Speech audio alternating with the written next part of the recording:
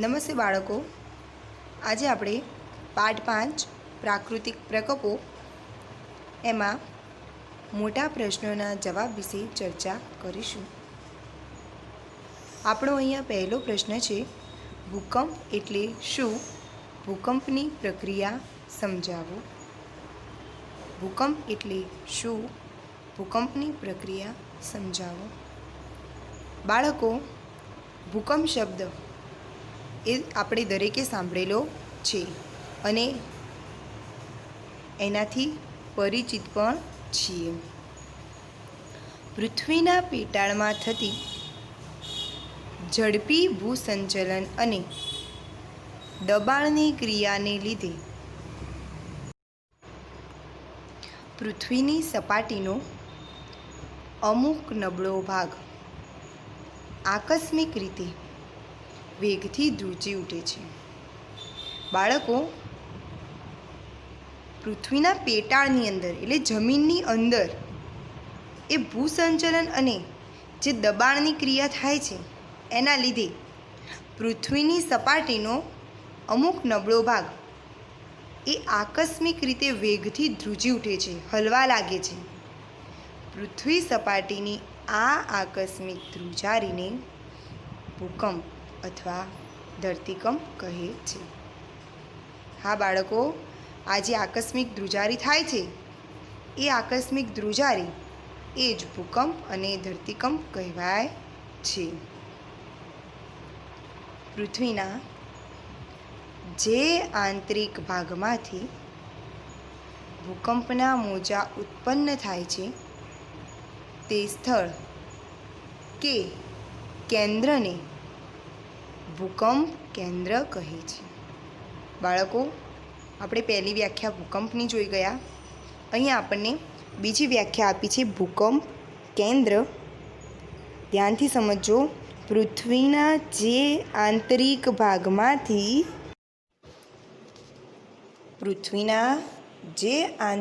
ભાગમાંથી ભૂકંપના મોજા ઉત્પન્ન થાય છે.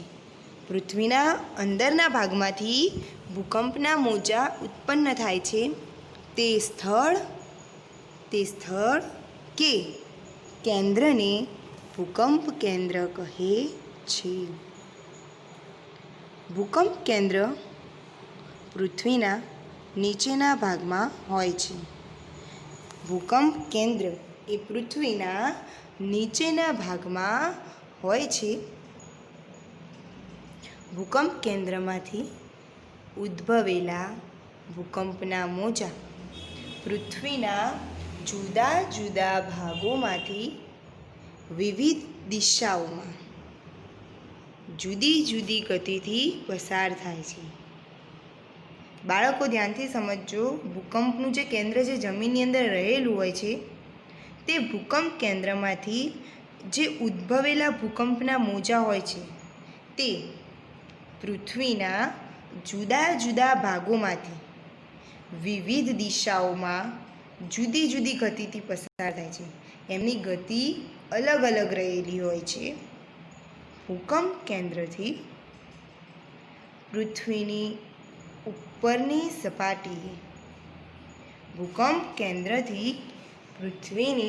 ઉપરની સપાટીએ નજીકમાં નજીક લંબરૂપે આવેલા સ્થળ કે કેન્દ્રને ભૂકંપ નિર્ગમન કેન્દ્ર કહે છે. બાળકો, અહીંયા એક ત્રીજી વ્યાખ્યા આવી. આ મોટા પ્રશ્નમાં તો આપણે કામની જ છે, પણ છૂટક 1 માર્કમાં વ્યાખ્યા તરીકે પૂછાય તો આપણે યાદ રાખવાની છે. ભૂકંપ કેન્દ્રથી પૃથ્વીની ઉપરની સપાટીએ નજીકમાં નજીક લંબરૂપે આવેલા સ્થળ કે કેન્દ્રને ભૂકંપ નિર્ગમન કેન્દ્ર કહે છે. પૃથ્વી સપાટી પર ભૂકંપની સૌથી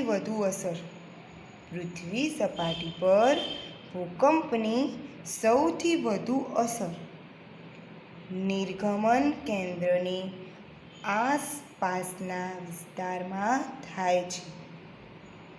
બાળકો ખાસ યાદ રાખજો, પૃથ્વીની સપાટી પર ભૂકંપની સૌથી વધુ અસર એ ભૂકંપ નિર્ગમન કેન્દ્ર હોય તેની આસપાસના વિસ્તારોમાં વધુ થાય છે. ભૂકંપ નિર્ગમન કેન્દ્રથી દૂર જતાં ભૂકંપની અસર ઓછી થતી જાય છે. વિદ્યાર્થીઓ, ભૂકંપ નિર્ગમન કેન્દ્ર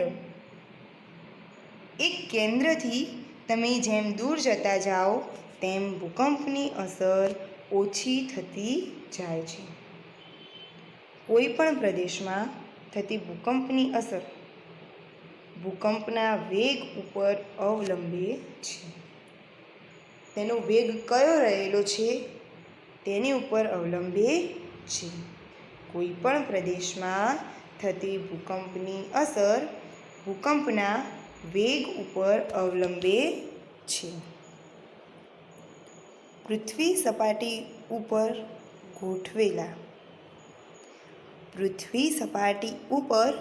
ગોઠવેલા ભૂકંપ આલેખકમાં ભૂકંપ મોજાની સૂક્ષ્મગ્રાહી નોંધ લેવાય છે. બાળકો, ભૂકંપની નોંધ ભૂકંપ આલેખક યંત્રમાં લેવાય છે. આ તમારે યાદ રાખવાનું છે. પૃથ્વી સપાટી ઉપર ગોઠવેલા ભૂકંપ આલેખકમાં ભૂકંપ મોજાની સૂક્ષ્મગ્રાહી નોંધ લેવાય છે. નાનામાં નાની નોંધ લેવાય છે અને તેના દ્વારા ભૂકંપનું ઉદ્ગમ સ્થાન અને ભૂકંપનો વેગ કે તીવ્રતા જાણી શકાય છે. ભૂકંપ આલેખક યંત્ર દ્વારા ભૂકંપનું ઉદ્ગમ સ્થાન અને ભૂકંપના વેગ વિશે જાણી શકાય છે. બાળકો, આપણે પાઠમાં ભણી ચૂક્યા હતા કે ભૂકંપના મુખ્ય 3 પ્રકાર છે. અહીંયા આપણને માહિતી માટે આપ્યા છે. તો બાળકો, આ ભૂકંપના મુખ્ય 3 પ્રકારમાં પહેલો છે જ્વાળામુખીજન્ય ભૂકંપ, બીજો વિભંગજન્ય ભૂકંપ અને ત્રીજો ભૂસંતુલનજન્ય ભૂકંપ. બાળકો,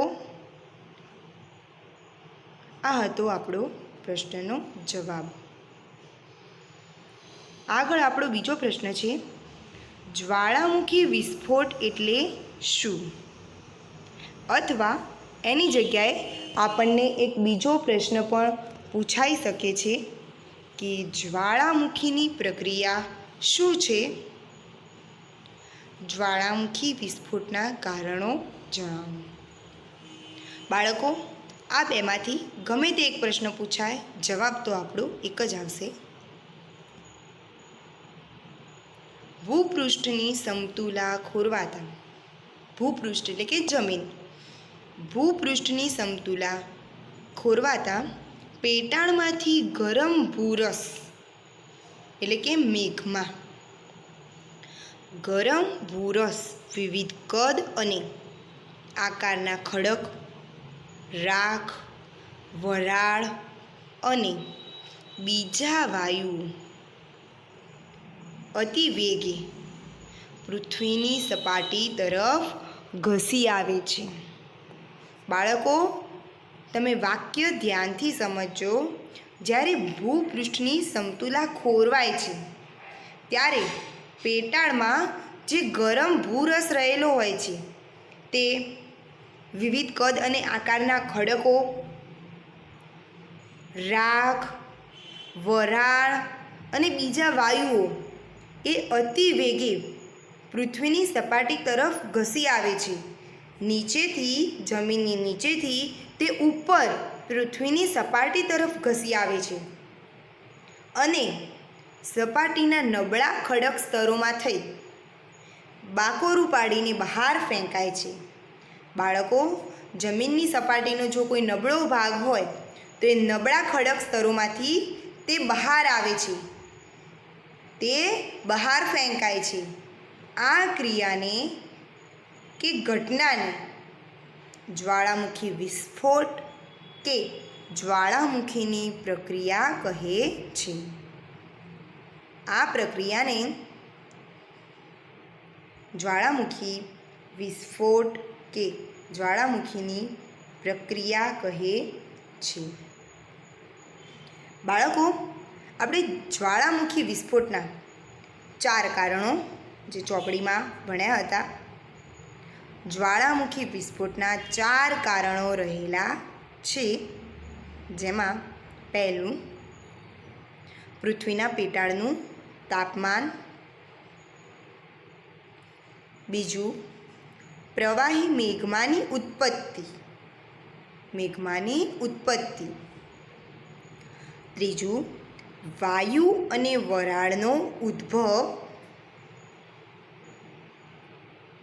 અને ચોથું, મેઘમાનું ભૂસપાટી તરફ ઉદ્વહન. તો બાળકો, આ હતું જ્વાળામુખી વિસ્ફોટ અને જ્વાળામુખી વિસ્ફોટના 4 કારણો. ત્યાર પછી આપણો ત્રીજો પ્રશ્ન છે કે જ્વાળામુખી પર્વત કેવી રીતે સર્જાય છે? તેના પ્રકાર કયા કયા છે?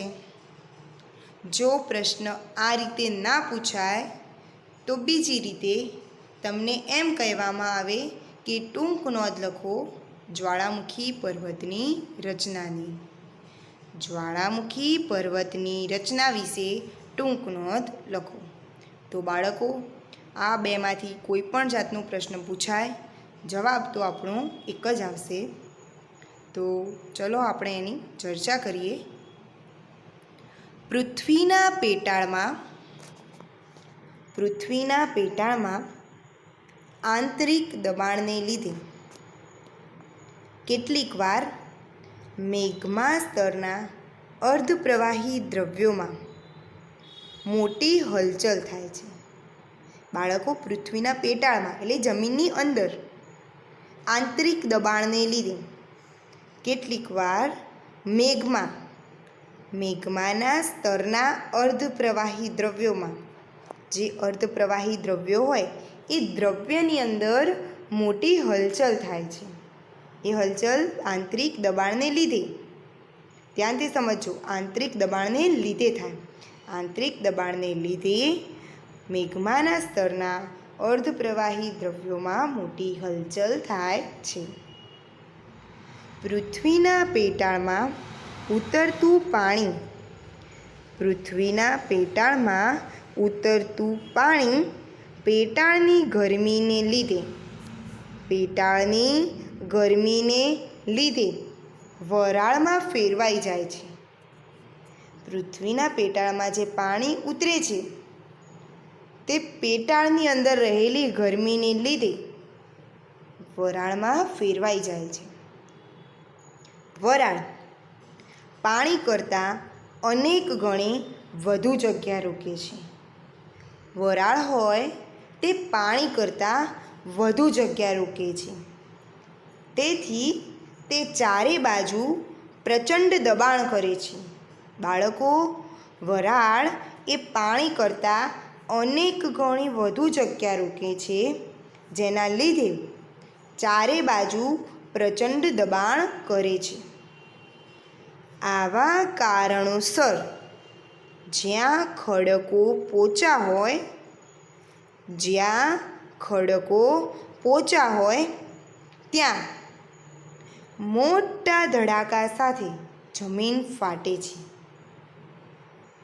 જ્યાં ખડકો પોચા હોય ત્યાં મોટા ધડાકા સાથે જમીન ફાટે છે. તેમાંથી પ્રથમ વરાળ, રાખ, ખડકોના ટુકડા, કાદવ વગેરે અને ત્યાર પછી અત્યંત ગરમ લાવારસ બહાર ફેંકાય છે.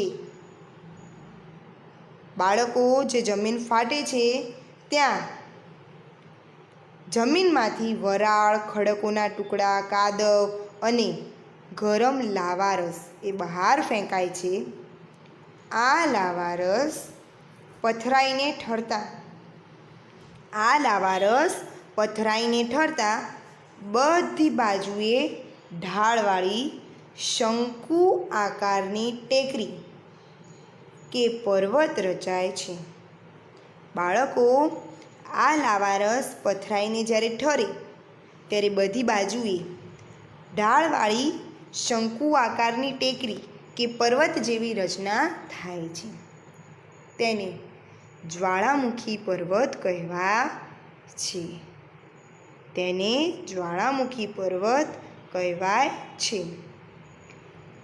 આ રીતે જ્વાળામુખી પર્વતની રચના થાય છે. બાળકો, અહીં જ્વાળામુખી પર્વતોના 3 પ્રકાર આપ્યા છે. એ 3 પ્રકારમાં પહેલો સક્રિય જ્વાળામુખી, બીજો સુષુપ્ત જ્વાળામુખી અને ત્રીજો મૃત જ્વાળામુખી. સક્રિય જ્વાળામુખી, સુષુપ્ત જ્વાળામુખી અને મૃત જ્વાળામુખી. તો બાળકો, આ 3 પ્રશ્નોના જવાબ તમારે તૈયાર કરવાના છે.